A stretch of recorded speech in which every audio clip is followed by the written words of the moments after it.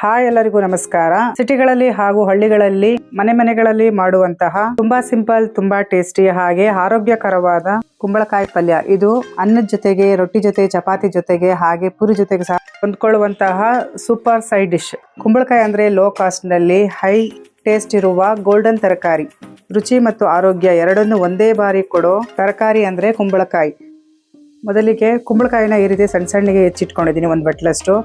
ಹಾಗೆ 2 ಈರುಳ್ಳಿ ಸಣ್ಣಗೆ ಹೆಚ್ಚಿಟ್ಕೊಂಡಿದ್ದೀನಿ, 6 ಹಸಿಮೆಣಸಿನಕಾಯಿ, ಕರಿಬೇವು ಒಂದು 15 ಎಲೆ ತೊಗೊಂಡಿದ್ದೀನಿ, ಸಾಸಿವೆ ಒಂದು ಅರ್ಧ ಚಮಚ, ಕಡಲೆಬೇಳೆ ಉದ್ದಿನಬೇಳೆ 2 ಒಂದೊಂದು ಚಮಚ, ತೆಂಗಿನಕಾಯಿ ತುರಿ ಒಂದು ಬಟ್ಲಷ್ಟು ತೊಗೊಂಡಿದ್ದೀನಿ. ಹಾಗೆ ರುಚಿಗೆ ತಕ್ಕಷ್ಟು ಉಪ್ಪು, 1-2 ಚಮಚದಷ್ಟು ಎಣ್ಣೆ ಸಾಕಾಗುತ್ತೆ. ಮಾಡೋ ವಿಧಾನ ನೋಡ್ಕೊಂಬರೋಣ. ಒಂದು ಬಾಣಲಿನ ಬಿಸಿಗೆ ಇಟ್ಕೊಂಡಿದ್ದೀನಿ. ಅದಕ್ಕೆ 1-2 ಚಮಚದಷ್ಟು ಎಣ್ಣೆ ಹಾಕ್ಕೊಂಡು ಅರ್ಧ ಚಮಚದಷ್ಟು ಸಾಸಿವೆ ಹಾಕ್ಕೊತಾ ಇದ್ದೀನಿ. ಸಾಸಿವೆ ಸಿಡಿದ ನಂತರ ಅದಕ್ಕೆ ಕಡಲೆಬೇಳೆ ಮತ್ತು ಉದ್ದಿನಬೇಳೆ ಸೇರಿಸ್ಕೊತಾ ಇದ್ದೀನಿ. ಸ್ವಲ್ಪ ಲೈಟಾಗಿ ಫ್ರೈ ಮಾಡ್ಕೊಳ್ಳೋಣ. ಹೆಚ್ಚಿದಂತಹ ಈರುಳ್ಳಿ, ಹಸಿಮೆಣಸಿನಕಾಯಿ ಹಾಗೆ ಕರಿಬೇವಿನ ಸೊಪ್ಪನ್ನು ಸೇರಿಸ್ಕೊತಾ ಇದ್ದೀನಿ. ಇದನ್ನೆಲ್ಲ ಸ್ವಲ್ಪ ಚೆನ್ನಾಗಿ ಫ್ರೈ ಮಾಡ್ಕೊಳ್ಳೋಣ. ಇದು ಒಂದು 50% ಫ್ರೈ ಆದರೆ ಸಾಕು, ತುಂಬ ಜಾಸ್ತಿ ಏನು ಫ್ರೈ ಆಗೋ ಅವಶ್ಯಕತೆ ಇಲ್ಲ. ಇನ್ನು ಯಾರೆಲ್ಲ ನನ್ನ ಚಾನಲ್ಗೆ ಸಬ್ಸ್ಕ್ರೈಬ್ ಆಗಿಲ್ವೋ ಪ್ಲೀಸ್ ಸಬ್ಸ್ಕ್ರೈಬ್ ಮಾಡ್ಕೊಳ್ಳಿ. ಹಾಗೆ ಬೆಲ್ ಐಕನ್ ಪ್ರೆಸ್ ಮಾಡೋದನ್ನು ಮರಿಬೇಡಿ. ಫೇಸ್ಬುಕ್ಕು ಮತ್ತು ಇನ್ಸ್ಟಾಗ್ರಾಮ್ನಲ್ಲಿ ಫಾಲೋ ಮಾಡೋದನ್ನು ಸಹ ಮರಿಬೇಡಿ. ನೋಡಿ, ಇದು ಸಾಕು, ಒಂದು ಅರ್ಧದಷ್ಟು ಫ್ರೈ ಮಾಡ್ಕೊಂಡಿದ್ದೀನಿ. ಈಗ ಇದಕ್ಕೆ ಹೆಚ್ಚಿದಂತಹ ಕುಂಬಳಕಾಯಿನ ಸೇರಿಸ್ಕೊತಾ ಇದ್ದೀನಿ. ಹಾಗೆಯೇ ರುಚಿಗೆ ತಕ್ಕಷ್ಟು ಉಪ್ಪನ್ನು ಸಹ ಈಗಲೇ ಸೇರಿಸ್ಕೊಂಡ್ಬಿಡ್ತಾ ಇದ್ದೀನಿ. ಕುಂಬಳಕಾಯಿ ಬೇಯೋದಕ್ಕೆ ತುಂಬ ಸಮಯ ಏನು ತಗೊಳ್ಳೋದಿಲ್ಲ, ಫಟಾಫಟ್ ಅಂತ ಬೇಗನೆ ಮಾಡ್ಕೊಂಬಿಡ್ಬೋದು. ಒಂದು 5 ನಿಮಿಷದಲ್ಲ ಪಲ್ಯ ರೆಡಿ ಆಗಿಬಿಡುತ್ತೆ.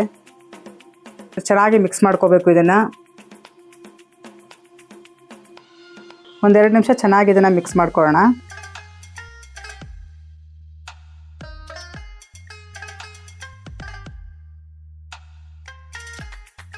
ಈಗ ಇದಕ್ಕೆ ಲಿಡ್ ಕ್ಲೋಸ್ ಮಾಡಿ 1-2 ನಿಮಿಷ ಮೀಡಿಯಮ್ ಫ್ಲೇಮ್ನಲ್ಲಿ ಬೇಯಿಸ್ಕೊಳ್ಳೋಣ. ನೋಡಿ, ಇದಾಗಿದೆ.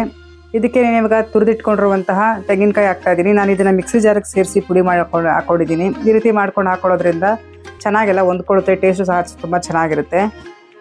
ತೆಂಗಿನಕಾಯಿ ಹಾಕ್ಕೊಂಡು ಚೆನ್ನಾಗಿ ಒಂದ್ಸರಿ ಮಿಕ್ಸ್ ಮಾಡ್ಕೊಳ್ಳಿ.